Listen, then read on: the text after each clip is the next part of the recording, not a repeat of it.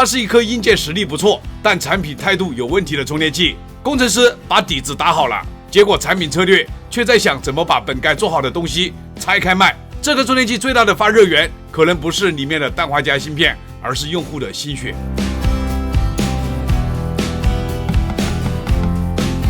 各位朋友大家好啊！今天这期要测的这款产品，先得感谢一位老粉丝啊，这是他寄给我做测拆的，它就是智堂工厂推出的硬糖68瓦3C 口充电器。这个产品表面看是一颗主打颜值、小体积和3C 口的高端充电头，但真正让它有争议的不是68瓦，也不是外观，而是它把可升级、可定制这套概念比较完整的塞进了充电器这类传统的产品里。那问题来了，一颗卖到这个199元价位的68瓦充电器，它到底是把基础性能做好了，还是先把故事讲漂亮了？这一期我们就直接用测试数据来说话。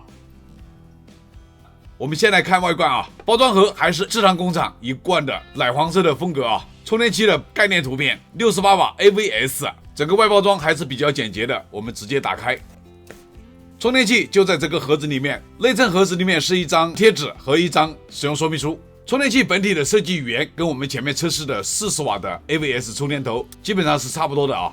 外面有一张塑料膜包覆，新国标折叠插脚的设计。充电器是两种颜色的配色，一种是奶黄色的，底部是浅灰色的。整个设计风格就是以简洁硬朗为主。这位老铁粉丝一共寄了2个快递啊，还有一根磁吸线，贴线系列的。这是一根高速线，传输速率可以到80 Kbps， 功率是240瓦的。线材装在这个塑料袋子里面，是一根磁吸线啊。线材 Type-C 头上这边有一个鸟的标识80 Kbps， 另外一面则是240瓦的功率标识。整个线材是橙色的配色，外部是编织网包裹。这个线材它不是传统的那种圆形的线材，而是一种方形的线材啊。后续我们拆解开看看就知道了。充电器连包装盒重量一起264克，单充电头重量135克，单线材重量35克。充电器的宽度50毫米，厚度为28毫米，高度也是50毫米，连插脚高度66毫米。这个体积做的确实挺小的啊。线材的宽度是4毫米，护套的高度23毫米，宽度是10毫米，线材的长度80公分，多了15毫米的样子。这个充电器的测试以它原厂的状态作为基准来测试啊，因为它后面推出了一个可以升级的一个小插件，那个插件又要花99块钱，咱们手头上没有，也没有必要去买。你充电器推出来就应该把兼容性做好，还要消费者再花钱去买一个什么 OTA 升级的玩意儿，又是另外一个说法了啊。我们先来看它的规格信息。智堂工厂的 logo， 硬糖68瓦充电器，型号 PA768S， 输入规格100至240伏全球电压，输出规格是20伏 3.4 安，最高68瓦，3口总输出功率也是68瓦。糖厂广州科技有限公司，中国制造。这边是认证信息，3C 认证，双路绝缘，室内使用，请勿扔下垃圾桶，海拔小于2000米使用，非热带地区使用。充电器通上电以后 ，LED 灯是要亮的。我们现在看3个充电口所支持的快充协议的情况，这个是原厂状态啊。C1 口和 C3 口2个充电口的快充协议是一模一样的，有高通 QC3+ 快充协议，华为 FCP 24瓦协议，华为的 SCP 22瓦，三星 AFC 24瓦，展讯的 SFCP 协议 PD 3.0 68瓦，点进去固定档位5个，最高是20伏 3.4 安68瓦。PBS 有2个档位，一个5安，一个3.2安，这个设置还是不错的啊。DCP SAM Apple 2.4 3个基础协议，这个是 Type-C 2口的协议啊。上面的安卓的快充协议 SCP 在这里变成了60瓦，这个只是写的好看的啊，我们后面兼容性测一下就知道了。PD 协议变成了 PD 3.2 68瓦， PBS 没有了，变成了 AVS 9至20伏3安和 3.4 安，这个协议目前没有用武之地啊。外观上的区别 ，C2 口协议不一样，它的颜色是橙色的。看完它的规格和快充协议，我们现在就是验证它的手机充电兼容性啊。首先我们从比价设备开始 ，Type-C 1口快速充电启动的是 PBS 快充 ，C1 口能启动 PBS，C3 口也是一样的啊。C2 口同样启动 PBS 快充，功率的话跟 C1、C3 都是差不多的，起始功率可以走到27瓦。我们再来看华为的设备。Type-C 1口启动超级快充，真实功率在20瓦左右。Type-C 2口同样是超级快充，刚才检测协议的时候，这里看到有个60瓦，实际的功率也是20瓦左右啊，也就是22.5瓦的公开版的协议。我们用荣耀手机试一下啊，能不能启动 PBS 快充。Type-C 口启动的是超级快充啊 ，C3 口的话跟 C1 口是一样的。C2 口同样只能开启超级快充。如果荣耀手机想要用这个充电器的话，就需要另外购买一个99块钱一个改协议的一个小设备。我们再来看蓝厂设备啊 ，Type-C 3口启动 PPS 快充，这个充电口可以启动，那么 C1 口同样是可以启动的，真实功率在40瓦左右，这个是走的55瓦的 PPS 啊。我们再看 C2 口，同样开启 PPS 快充，功率也可以跑到40瓦左右。我们再来看绿厂的设备 ，Type-C 1口超级闪充开启，起始功率走到24瓦左右，这个是33瓦的 PPS 啊。Type-C 2口同样开启超级闪充，功率也是24瓦左右，跟 C1、C3 是差不多的。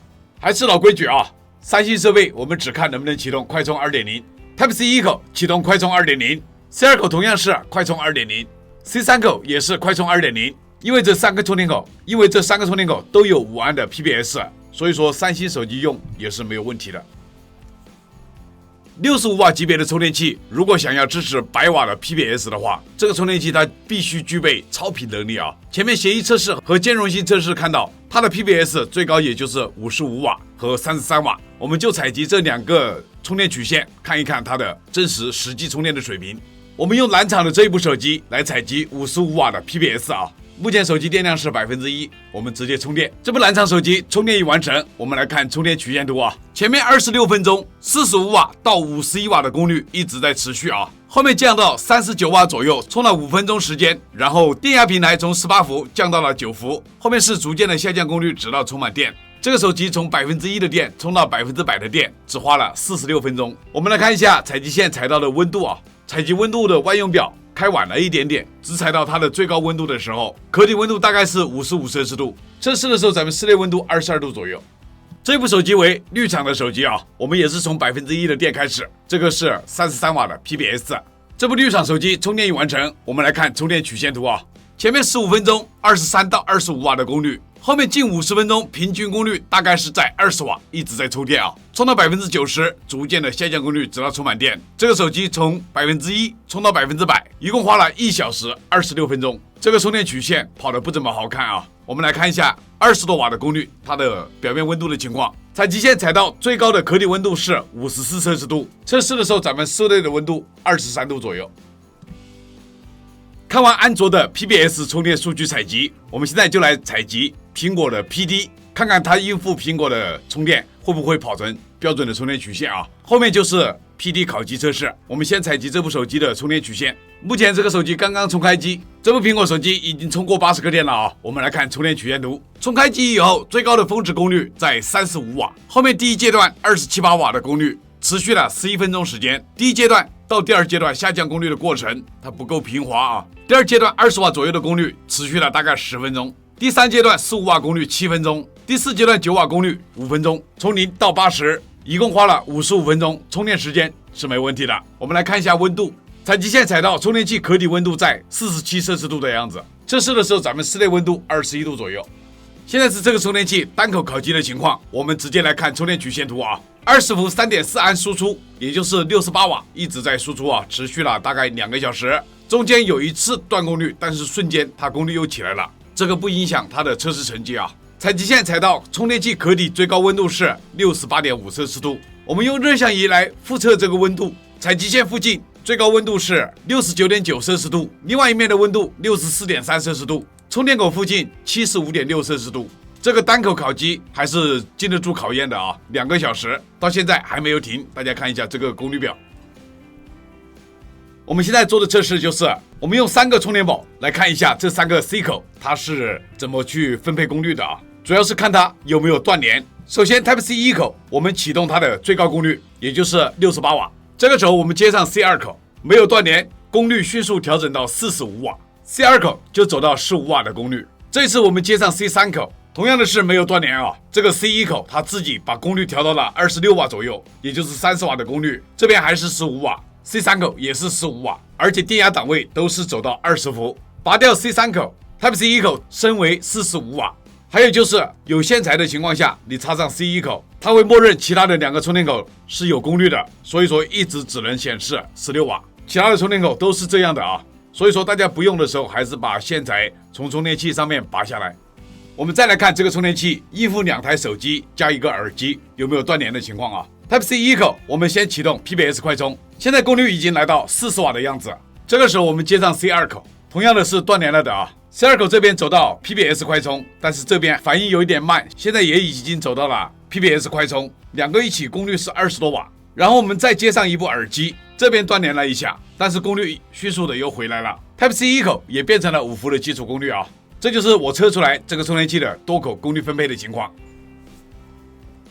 我们现在做的测试就是来看一下这个充电器的电能转换效率的情况。这一项数据可以直观的反映充电器内部电路架构先进与否。专业数据测试过程有点枯燥，大家不喜欢看的话，可以按照我的章节分布选择哪个章节进行观看。首先是交流110伏60赫兹的状态，插上电，经过10几分钟的测试，它的待机功耗仅为 0.25 瓦。15瓦功率的时候，110伏输出 19.1 瓦，这边直流输出 15.4 瓦，折算转换效率 81%。27瓦功率110伏输出 31.9 瓦，这边直流输出 27.4 瓦，折算转换效率 86%。36瓦功率110伏输出 41.4 瓦，这边直流输出 36.4 瓦，折算转换效率 88%。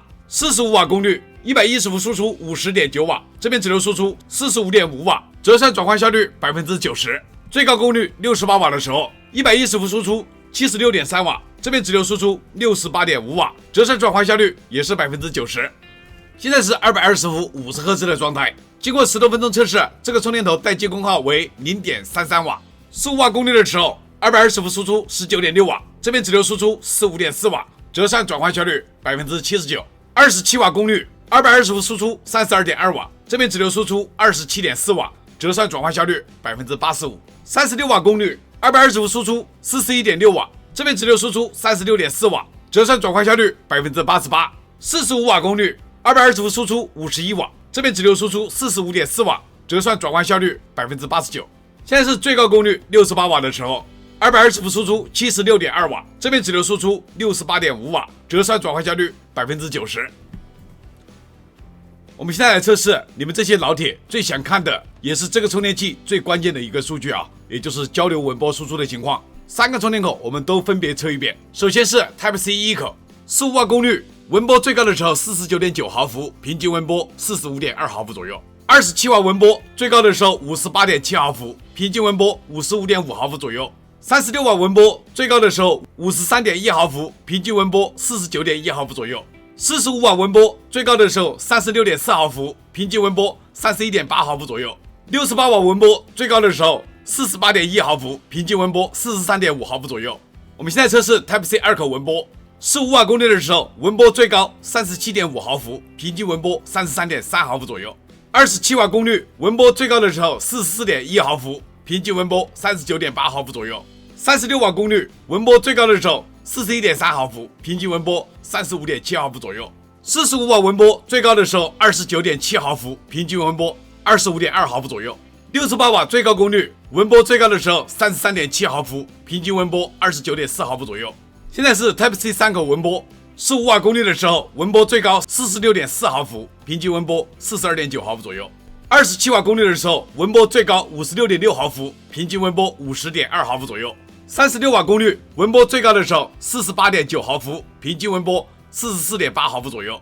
45瓦功率文波最高的时候 34.1 毫伏，平均文波 29.2 毫伏左右。68瓦最高功率的时候文波最高的时候44毫伏，平均文波 38.5 毫伏左右。这个充电器的文波表现是非常不错的啊，它的最高文波和平均文波差值也是在个位数。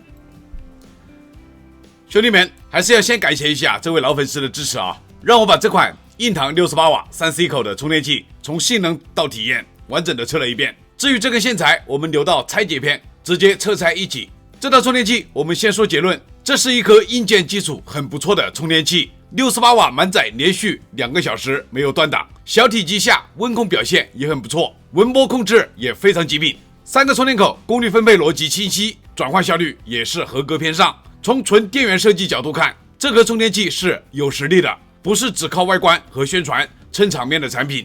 但也正因为它有这个硬件基础，所以后面很多操作才更让人觉得可惜，因为它不是做不到，而是明明可以做好，却没有选择一次性做好。槽点就在兼容性方面，荣耀 PPS 的兼容没有做好，还有就是 PBS 55瓦和33瓦实际充电表现很割裂，55瓦的表现可以媲美100瓦 PBS， 而33瓦表现实在是无语。苹果 PD 充电曲线表现也一般，这些问题，结果官方给出的方案不是把这些基础体验在产品里直接完善，而是再推出一个99元的 OTW 配件，让用户额外花钱去调整协议、修改模式、优化兼容。说白了，这就很难不让人联想到一句话：本来应该交付完整的产品，却被拆成了主机加补丁包。消费者愿意为高级功能付费，这没有问题。你做极客玩法，做深度定制，做发烧友工具都可以理解。可如果连基础兼容性都没有打磨好，就开始卖升级配件，那用户感受到的就不是科技感，而是被安排的明明白白。尤其是这个充电器本体已经卖到199元，并不是100元的入门款，这个价位了，还让用户继续掏钱买附件补体验。说难听一点，这不是把用户当粉丝啊，这是把粉丝当成预算。所以我对这个产品的测试评价就是，它是一颗硬件实力不错，但产品态度有问题的充电器。工程师把底子打好了，结果产品策略却在想怎么把本该做好的东西拆开卖。这颗充电器最大的发热源可能不是里面的氮化镓芯片，而是用户的心血。测试为了了解，才是为真相，认真车载客观出租。我是烈火车载，非常感谢各位兄弟们一直以来支持和鼓励，有你们的陪伴，才有我一直拆下去的动力。这期视频谢谢大家观看，咱们下期视频再见。